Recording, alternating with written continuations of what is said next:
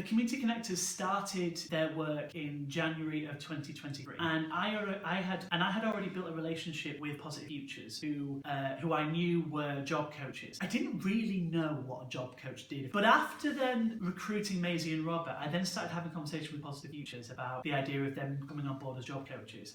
And it is no exaggeration to say, as a project manager, I would not have been able to have developed this project as much as I have done without Positive Futures' work as job coaches with Maisie and Robert. Not only have they been there to help them progress with skills and develop their skills, but they've been there to help them accomplish tasks. And it's given me then the opportunity to be able to develop some of the wider aspects of the project. Positive Futures' involvement as job coaches has been the biggest reason why this project has been a success. Without the job coaching roles and without the job coaching that they provide, and they go above and beyond what they technically have to do, without them being involved, this project would not be where it is now. And crucially, Maisie and Robert would not be where. One of the really, I think, underappreciated skills that Positive Futures have in their role as job coaches is their patience and their desire to see people with learning disabilities and autism to thrive in work situations. And this job as a community connector is a bit different. It is challenging. It requires people to think independently. It requires people to think creatively, come up with solutions to problems. And it's needed job coaches that are flexible and that are really passionate about the impact this project could have. And their buy-in from the word go has meant that any situation they've been able to work directly with Robert and Maisie and really help them thrive. From a line manager point of view, they've been a lifesaver, because I know that there's times where there's particular jobs that need doing, particular tasks that need achieving, and I know that Positive Futures have the skills and the patience and the passion to support Maisie and Robert in order for them to achieve what they need to achieve. It's been genuinely amazing to work with them.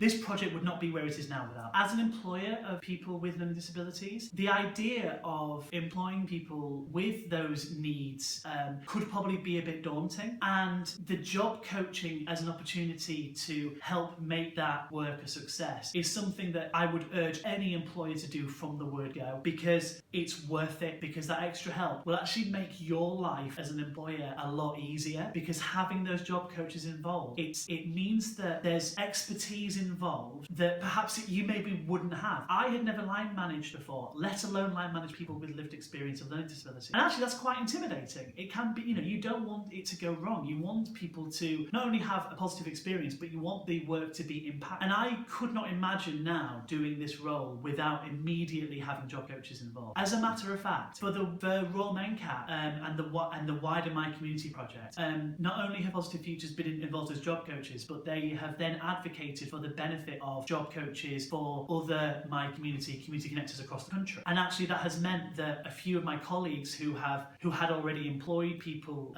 as community connectors were then immediately seeking out potential job coaches in their areas as well, because they saw what the benefit was for my project in Leeds, seeing the work that Positive Futures do, and they wanted to replicate that.